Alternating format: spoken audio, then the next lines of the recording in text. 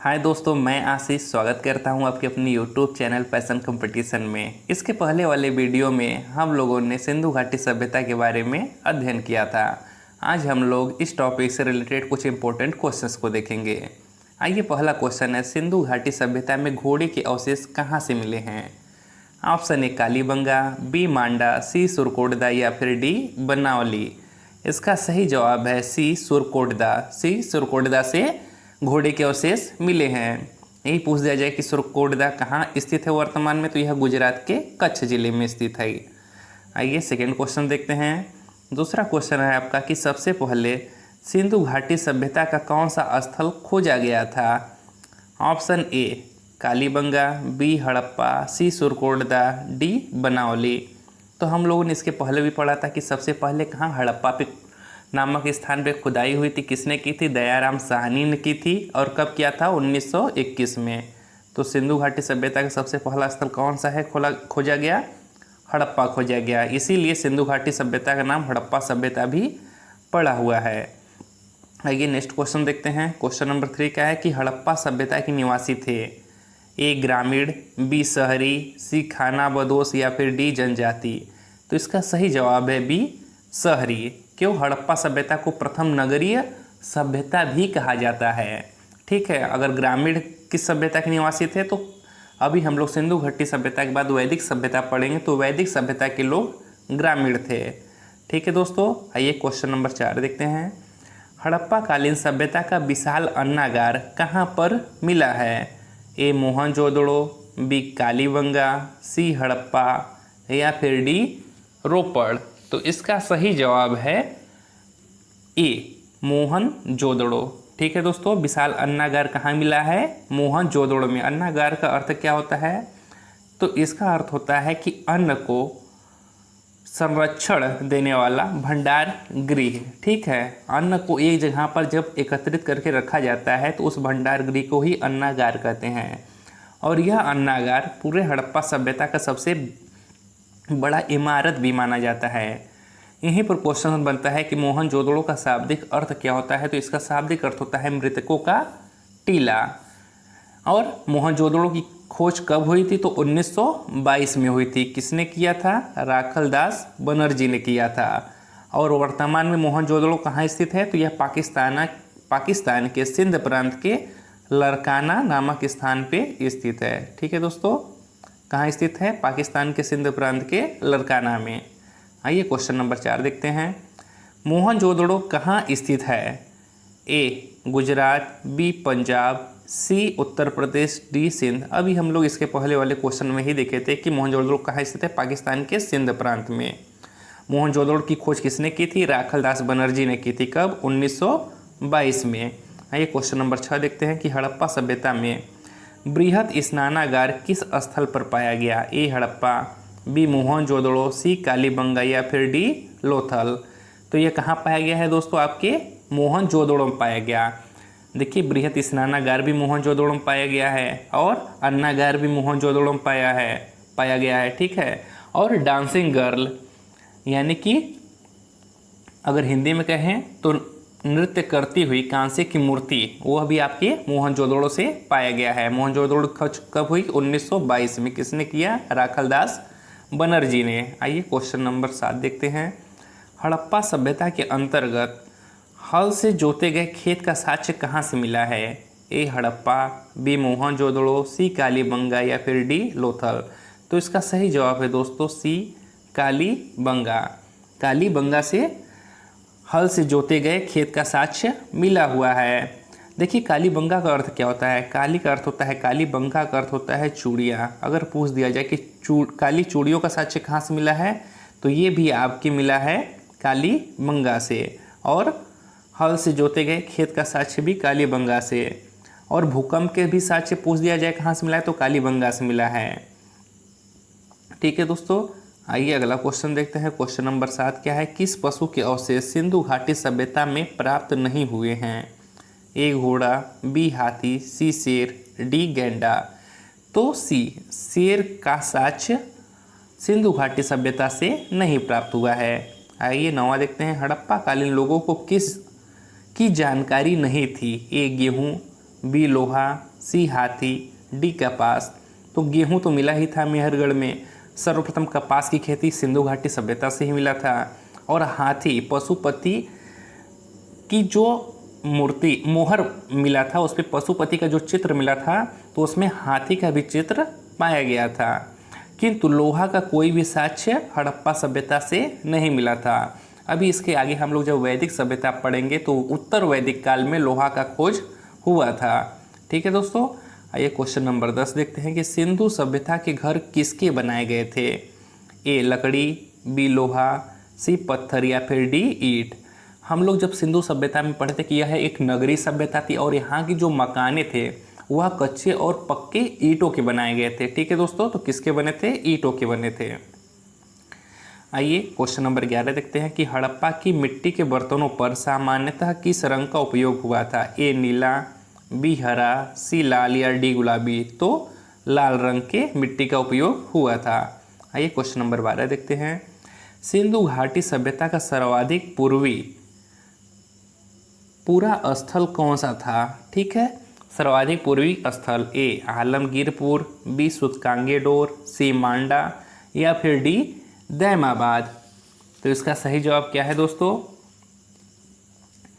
तो इसका सही जवाब है आपका ऑप्शन नंबर ए आलमगीरपुर। यह क्या है? सिंधु घाटी सभ्यता का सबसे पूर्वी स्थल, और यह कहाँ पर है? तो यह यूपी में है, यूपी के मेरठ जिला में। और किस नदी के किनारे है? तो हिंडन नदी के किनारे है।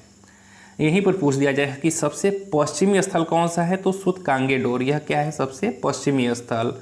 और सबसे उत्तरी स्थल कौन सा है सिंधु घाटी सभ्यता का? तो यह आपका मांडा है। और दैमाबाद क्या है? तो यह सबसे दक्षिण में है। ठीक है दोस्तों,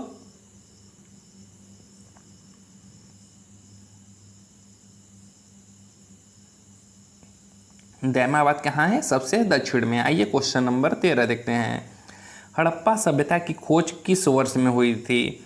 तो इसकी खोज आपकी जो हुई थी 1921 ईस्वी में। यहाँ पर 1901 नहीं 1921 रहेगा। ठीक है, 1921 हड़प्पा सभ्यता की खोज कब हुई थी? तो 1921 ईस्वी में। किसने की थी? दयाराम साहनी जी ने किया था। ठीक है दोस्तों, और यह वर्तमान में कहाँ है? तो यह पाकिस्तान में है। किस नदी के किनारे? रावी नदी के किनारे स्थित है। आइए क्वेश्चन नंबर 14 देखते हैं कि सिंधु घाटी सभ्यता का ज्ञान मिलता है कहाँ से। ए अभिलेखों से, बी साहित्य से, या सी ताम्रपत्र से या फिर डी पुरातात्विक उत्खनन से। तो हमें पता है कि जो सिंधु घाटी सभ्यता से लेख प्राप्त हुए थे, मृद भांडों पर लिखे गए लेख मिले थे और जिन्हें अभी तक पढ़ा नहीं जा सका है। तो खुदाई से जो भी पुरातात्विक सामग्री प्राप्त हुए थे उसी से हमें वहाँ की जानकारी मिली थी। तो सिंधु घाटी सभ्यता का ज्ञान कहाँ से मिलता है? पुरातात्विक उत्खनन से मिलता है। आइए क्वेश्चन नंबर 15 देखते हैं दोस्तों, सिंधु सभ्यता संबंधित है ए प्रागैतिहासिक युग से, बी आद्य ऐतिहासिक युग से, सी ऐतिहासिक युग से या फिर डी उत्तर ऐतिहासिक युग से। जैसा कि इतिहास को 3 युगों में बांटा गया है, प्रागैतिहासिक, आद्य ऐतिहासिक, ऐतिहासिक। तो प्राग ऐतिहासिक युग के बारे में कोई भी लिखित साक्ष्य उपलब्ध नहीं है, और आद्य ऐतिहासिक के बारे में लिखित साक्ष्य उपलब्ध तो है किंतु इसे पढ़ा नहीं जा गया है।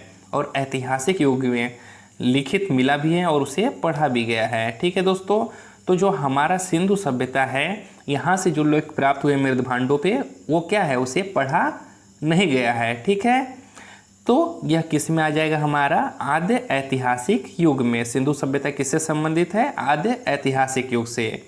आइए क्वेश्चन नंबर 16 देखते हैं कि किस सिंधु कालीन स्थल से एक ईंट पर बिल्ली का पीछा करते हुए कुत्ते के पंजों का निशान मिले हैं।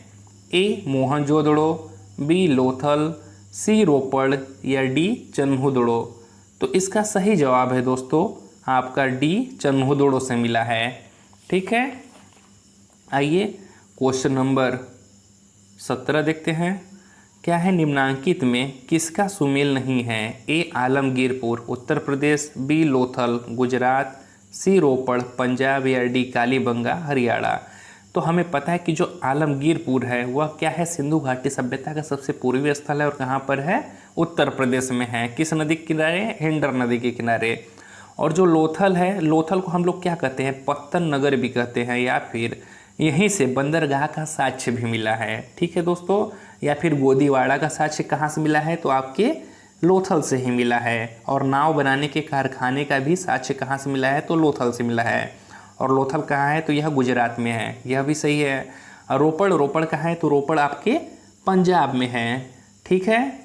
और कालीबंगा कहाँ है, तो कालीबंगा से जो कि काली चूड़ियाँ, हल से जुते हुए खेत के साक्ष्य मिले हैं, भूकंप के साक्ष्य मिले, और यह कहाँ पर है, तो आपके राजस्थान में है दोस्तों। ठीक है, तो ऑप्शन नंबर डी आपका क्या है, यही सुमेलित नहीं है। कालीबंगा कहाँ है, राजस्थान में है। आइए क्वेश्चन नंबर 18 देखते हैं कि सिंधु घाटी सभ्यता का पत्तन नगर था।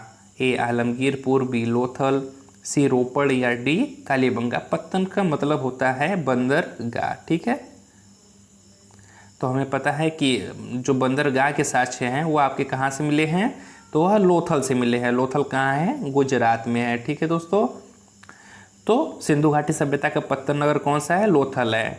और यहाँ से क्या हुआ है, बंदरगाह के साक्ष्य मिले हैं, गोदीवाड़ा के साक्ष्य मिले, तथा नाव बनाने के कारखाने का भी साक्ष्य मिला है। आलमगीरपुर क्या है, सिंधु घाटी सभ्यता का सबसे पूर्वी स्थल कहाँ है, यूपी में। कालीबंगा तो आपको पता है कि काली चूड़ियाँ, हल से जुते हुए खेत मिले हैं। और रोपड़ कहाँ है, आपका पंजाब में है।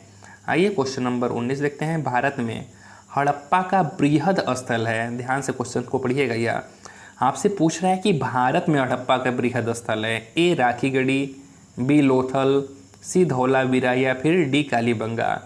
अगर यहीं पर क्वेश्चन रहता है कि हड़प्पा सभ्यता का सबसे बृहद स्थल है, तब तो आपका मोहनजोदड़ो आंसर हो जाता। ठीक है दोस्तों, क्या होता, मोहनजोदड़ो। यह क्या है, हड़प्पा सभ्यता का सबसे बड़ा स्थल। किंतु यह कहाँ पर है, यह पाकिस्तान में है। ठीक है, कहाँ पे, पाकिस्तान में है। किंतु आपसे पूछ कहाँ का रहा है, भारत में हड़प्पा का सबसे बृहद स्थल कौन सा है, तो भारत में जो आपका है वह कौन सा है, राखीगढ़ी। कौन सा है, राखीगढ़ी। इसके पहले आयोग ने 2 बार धौलावीरा को माना था सही आंसर, किंतु अब से राखीगढ़ी को माना जा रहा है। ठीक है, अगर यहीं पर पूछ दिया जाता है कि सबसे छोटा स्थल कौन सा है हड़प्पा सभ्यता का, तो कौन सा हो जाता, अल्लाहदीन्हो। ठीक है, और वह भी कहाँ है, कराची, पाकिस्तान में स्थित है ये। आइए इस वीडियो का लास्ट क्वेश्चन देखते हैं। क्वेश्चन नंबर 20 क्या है, सिंधु घाटी के लोग पूजा करते थे किसका, ए पशुपति, बी इंद्र और वरुण की, सी ब्रह्मा की, या डी विष्णु की। तो इसका सही जवाब है पशुपति की, क्योंकि वहाँ के मोहरों से पशुपति की मूर्ति मिली थी, पशुपति का चित्र मिला था मोहरों पर। ठीक है, और पशुपति का तुलना किससे किया गया है, तो भगवान शंकर से किया गया था, भगवान शिव से।